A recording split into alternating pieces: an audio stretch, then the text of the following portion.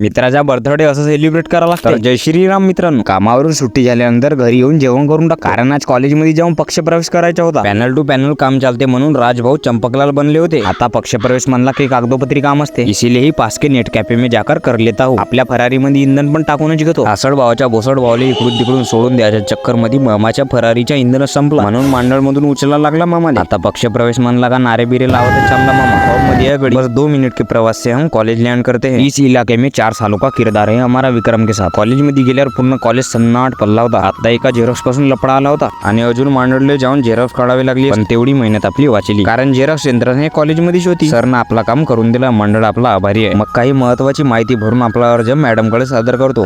Finally जिस काम प्रति हम कॉलेज आलो होतो तो काम झाला. सगळे काम पद्धतशीर झाले की माणूस बाहेरून तर खुश होतो, त्याबरोबर अंदरून पण होते. माणूस थोडा खुश नाही झाला तर पार्टी पार्टी चिल्लाती हुए ये वानर हमें पांटेले की दिशा दिखाते हैं. 5 वाली चाय आणि पार्लेजी बिस्कुट खाणारी मंडळी ना आज अलगच बिस्कुट उचललं होतं. आमचा गरीब मंडळ हा आज हवेतच उडत होता. ह्या बिस्कुट ना आपला पूर्ण बजेट हल्ला होता. गोष्टी बाकी उम्मसे दियाले चालत्या गाडीवर संपत नाही. अबे अबे पलटो. पावसाळे के सीजन में कनीस भाज के भुट्टा बन जाता है और इसे खाने की अलग ही मजा है. नींबू आणि मिरचीची चटणी लगा के अप्रतिम. वाह वाह. एक वीडियो शूट करायची होती म्हणून मानव जाती से थोड़ा दूर जाके इस भुट्टे का विषय क्लोज करते हैं. फुकटच्या वस्तू खायला अलगच मजा येते म्हणते मामा. म्हणला बरोबर बोलला. मग झाली रात्र आणि महेश भाऊचा बर्थडे साजरा करायचा होता. आता येणार आहे मजा. बापूले मस्त झोपेतच गुलाल लावतो तरी काही उठाच्या नाव नाही. मग उठला.